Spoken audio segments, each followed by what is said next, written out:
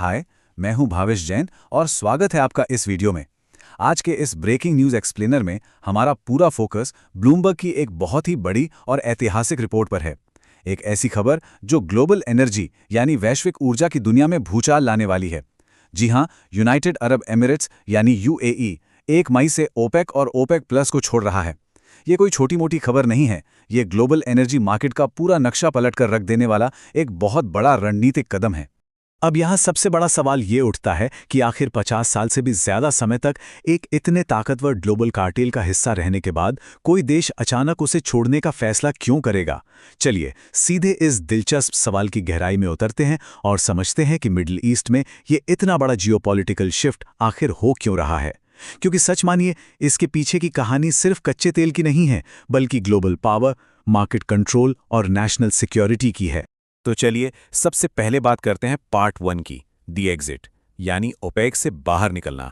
इस फैसले की अहमियत को समझने के लिए हमें थोड़ा पीछे साल 1967 में जाना होगा। 1967 से ही यूएई तेल उत्पादक देशों के इस गुट का एक बेहद वफादार और अहम सदस्य रहा है। इतने दशकों पुराने और मजबूत रिश्ते को अचानक खत्म करते हुए 1 मई की ये विदाई सही मायनों में वैश्विक ऊर्जा शक्तियों का एक ऐतिहासिक पुनर्गठन है। सोचिए, जो देश आधी सदी से भी ज्यादा समय से एक साथ मिलकर तेल की कीमतें तय कर रहे थे, उनके बीच अब एक बहुत बड़ी लकीर खिंच गई है।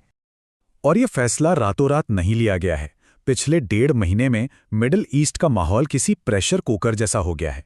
करीब 1.5 महीने पहले ग्लोबल एनर्जी क्राइसिस और गहराने लगा।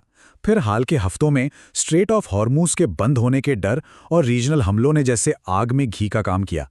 और अभी की बात करें तो अमेरिका और ईरान के बीच बिना किसी समझौते वाला गतिरोध लगातार जारी है। बस इसी भारी अस्थिरता के बीच 1 मई को यूएई आधिकारिक तौर पर ओपेक और ओपेक प्लस से अपना रास्ता अलग कर रहा है। अब आते हैं पार्ट 2 पर। इस पूरी घटना का मूल कारण जो है सऊदी अरब के साथ असहमति।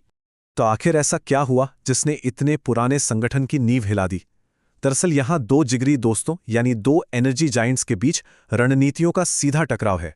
एक तरफ है सऊदी अरब, जिसका साफ मानना है कि मार्केट को कंट्रोल करने के लिए ओपेक के तय किए गए कोटे का सख्ती से पालन होना चाहिए, यानी स्ट्रैटेजिक लिमिटेशंस। लेकिन दूसरी तरफ है यूएई, जो इस मौजूदा संकट के समय अपना प्रोडक्शन बढ़ाना चाहता है। यूएई चाहता है कि वो अपने तेल के नल पूरी तरह खोल दे ताकि वो नए खरीदारों को अपनी तरफ खींच सके, जो आजकल अपनी सप्लाई चेन के लिए नए विकल्प तलाश रहे हैं। और यहीं से शुरुआत होती है पार्ट 3 की, ग्लोबल एनर्जी सप्लाई चेन की पूरी तरह से रीवायर। ये जो आपसी मतभेद है ना, ये अब एक बहुत बड़े ग्लोबल बदलाव का रूप ले रहा है। अगर हम दुनिया के टॉप तेल उत्पादकों की बात करें तो रूस, ईरान, सऊदी अरब और यूएई का मार्केट पर भारी दबदबा है।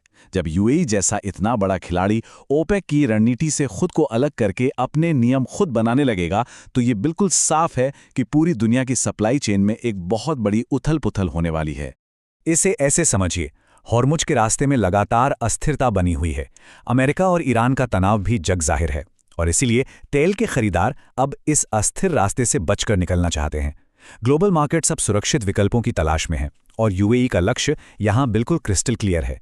जो एनर्जी डिमांड इन संघर्ष वाले इलाकों से दूर भाग रही है, यूएई अपना इंडिपेंडेंट प्रोडक्शन बढ़ाकर उस पूरी डिमांड को अपनी तरफ मोड़ना चाहता है।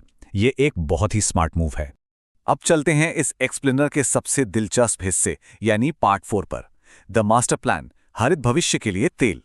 ये कदम सिर्फ रातों रात कुछ एक्स्ट्रा बैरल तेल बेचने के लिए नहीं उठाया गया है। इसके पीछे यूएई की एक बहुत ही कमाल की लॉन्ग टर्म स्ट्रैटेजी है। ये एक ऐसा मास्टर प्लान है जो 3 अहम कदमों पर टिका है। पहला, शॉर्ट टर्म में कच्चे तेल का प्रोडक्शन मैक्सिमाइज करना यानी बढ़ाना। दूसरा, नए ग्लोबल खरीदारों और फॉरेन इन्वेस्टमेंट को अपनी तरफ आकर्षित करना। और तीसरा, जो सबसे ज्यादा चौंकाने वाला कदम है, इस नई कमाई को बड़े पैमाने पर रिन्यूएबल एनर्जी सेक्टर्स यानी नवीकरणीय ऊर्जा की तरफ डाइवर्ट करना। मतलब आज का जीवाश्म ईंधन या फॉसिल फ्यूल कल की ग्रीन और क्लीन फ्यूचर को फंड करने वाला है ना कमाल का पैराडॉक्स? इस पूरी रणनीति का सीधा सा मतलब है कच्चे तेल पर अपनी पुरानी निर्भरता को छोड़कर एक बहुत ही आधुनिक और डाइवर्सिफाइड इकोनॉमी की तरफ बढ़ना। यूएई एक तरह से पूरी दुनिया को इनवाइट कर रहा है कि आप सिर्फ हमारा क्रूड ऑयल ही मत खरीदिए, बल्कि हमारे आने वाले हरित और सुरक्षित भविष्य में भी खुलकर इन्वेस्ट कीजिए।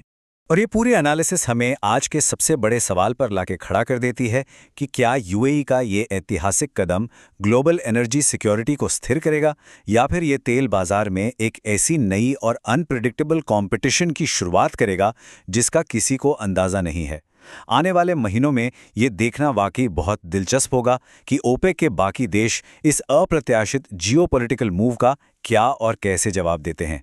इस एक्सप्लेनर में अंत तक मेरे साथ बने रहने के लिए बहुत बहुत धन्यवाद।